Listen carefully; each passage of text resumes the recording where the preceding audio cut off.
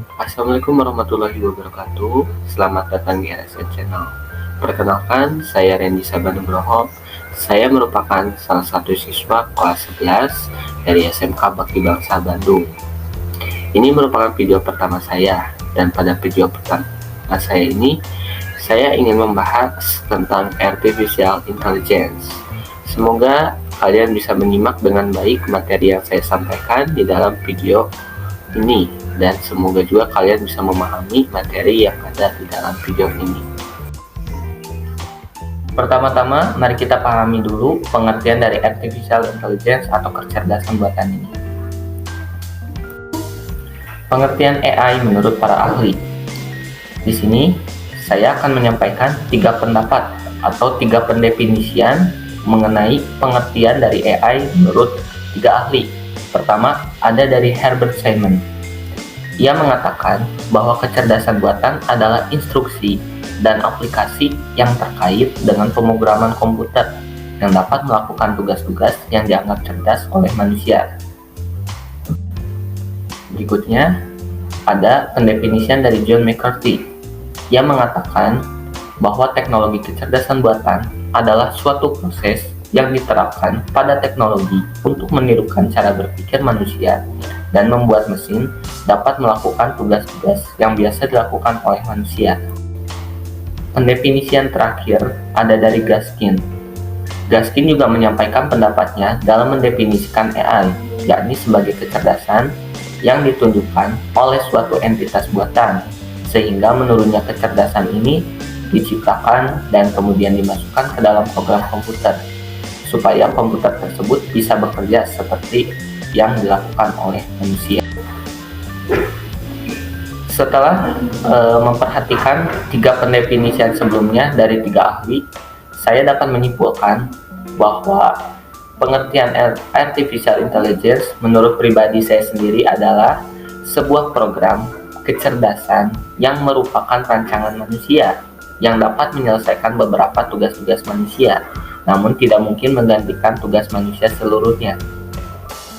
Pada dasarnya seperti ini, Artificial Intelligence itu diciptakan oleh manusia, program yang ada di dalamnya juga diciptakan oleh manusia, sehingga kemampuan dan apa yang bisa ia lakukan itu tergantung oleh program yang dimasukkan oleh manusia sendiri.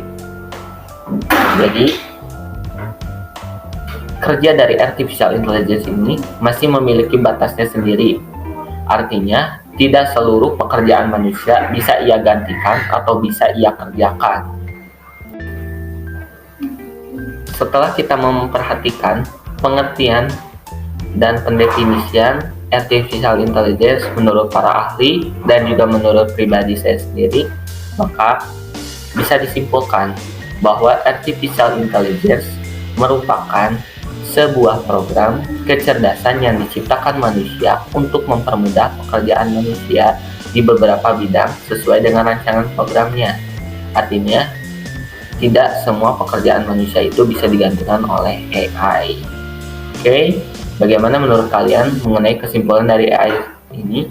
Bisa kalian tulis di kolom komentar nanti ya. Setelah membahas tentang pengertian dari Artificial Intelligence, kita akan memasuki bab yang menjelaskan tentang sejarah Artificial Intelligence. Saya di sini akan menjelaskan sejarah singkat dari Artificial Intelligence dan juga akan menunjukkan beberapa gambar mengenai perkembangan Artificial Intelligence.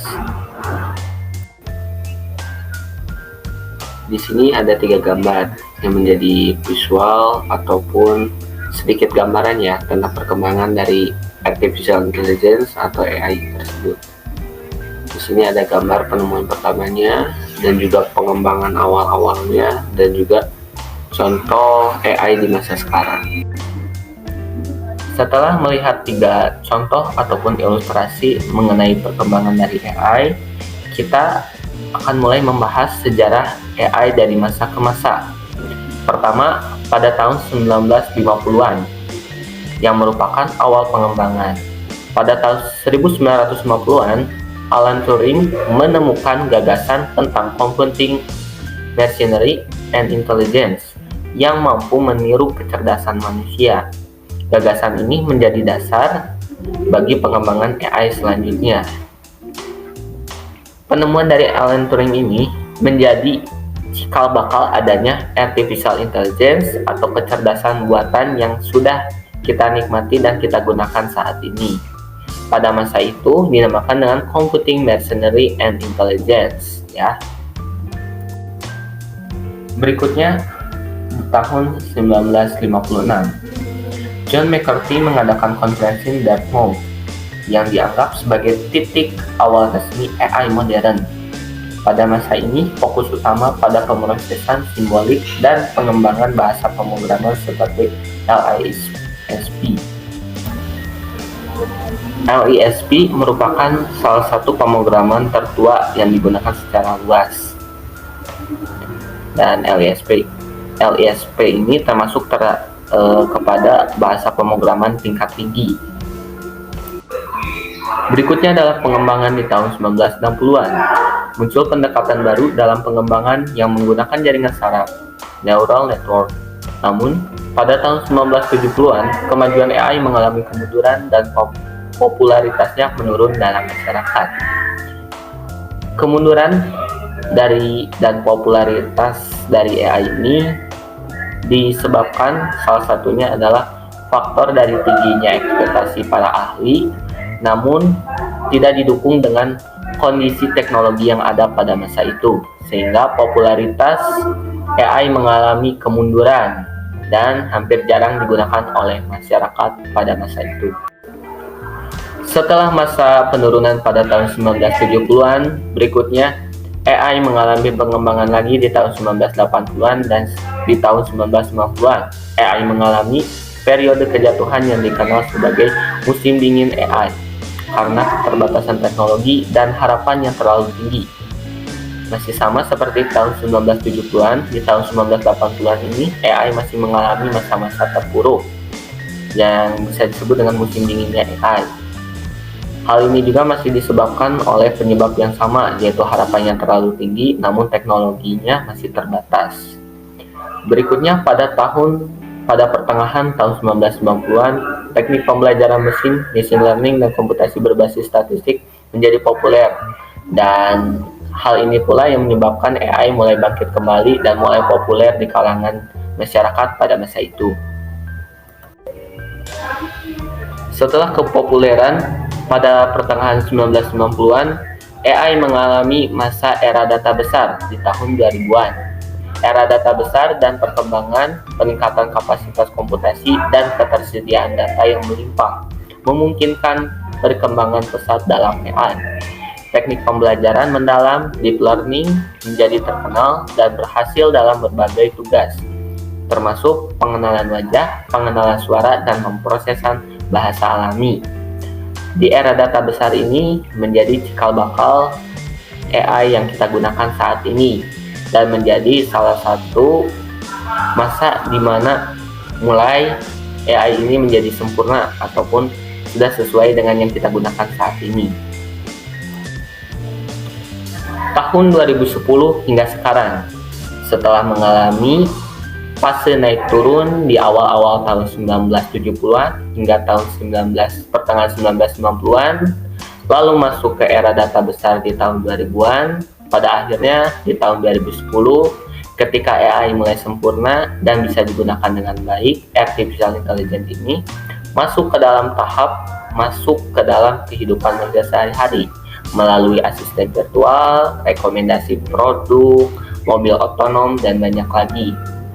Dalam artian, di tahun 2010 hingga sekarang ini, AI merupakan salah satu hal yang penting dan tidak terlepas dari kehidupan manusia. Contohnya adalah asisten virtual yang biasa kita gunakan seperti Maps, Google Maps, lalu ada juga Google, ChatGPT, lalu juga ada produk mobil otonom yaitu mobil-mobil listrik yang sedang dikembangkan saat ini. Lalu juga rekomendasi produk yang sering kita temukan di marketplace seperti Lazada, Tokopedia, dan aplikasi berbasis perdagangan lainnya. Berikutnya, setelah membahas sejarah dari AI, kita akan masuk ke dalam pembahasan mengenai komponen Artificial Intelligence. Komponen Artificial Intelligence. 1. Ada pemrosesan data. 2. Ada pembelajaran mesin atau machine learning. Yang ketiga, ada jaringan saraf tiruan, Artificial Neural Network. Keempat, ada pemrosesan bahasa alami. Kelima, ada penglihatan komputer.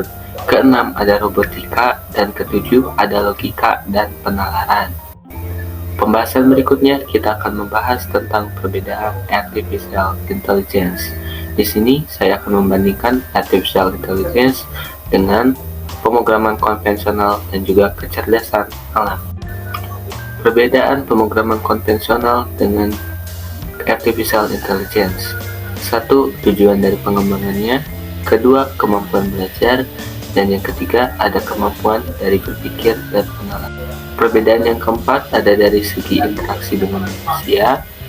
Perbedaan yang kelima ada dari segi penyelesaian masalah. Perbedaan Artificial Intelligence dengan kecerdasan alami. 1. Dari asal sumbernya. Kedua, dari penciptaan dan perkembangannya. Ketiga, dari kemampuan dan batasannya. Perbedaan yang keempat berdasarkan sumber dayanya. Perbedaan yang kelima berdasarkan fleksibilitas dan konteks. Perbedaan yang keenam berdasarkan kreativitas dan intuisi. Oke, berikutnya kita akan membahas tentang contoh-contoh aplikasi yang berbasis Artificial Intelligence. Artinya, dalam penggunaannya, para pengguna akan dibantu dengan adanya Artificial Intelligence. Oke, tanpa berlama-lama, mari kita lihat contoh-contoh aplikasinya. 3 contoh aplikasi yang berbasis AI. Pertama, ada ChatGPT. Yang kedua, ada SuperMeme AI. Dan yang ketiga adalah Voice AI.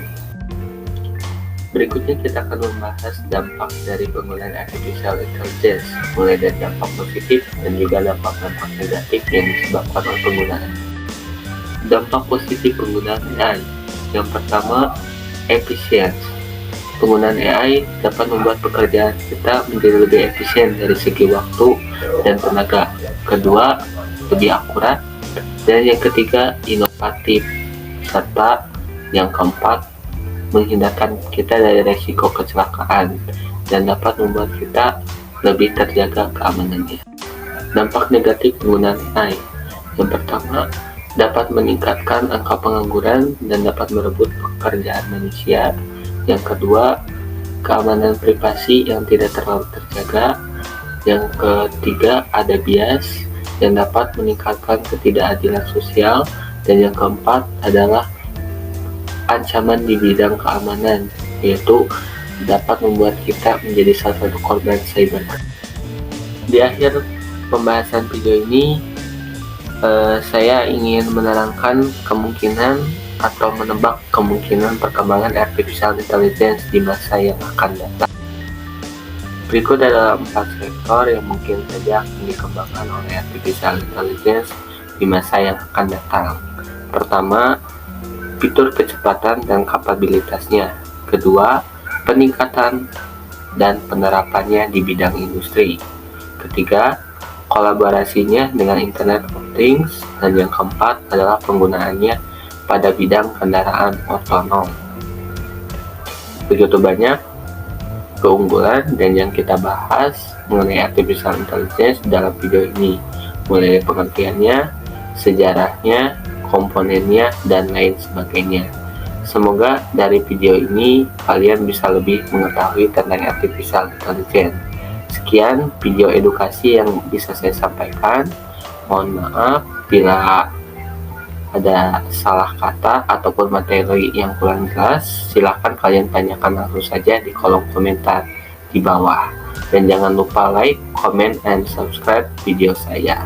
Terima kasih. Bye-bye.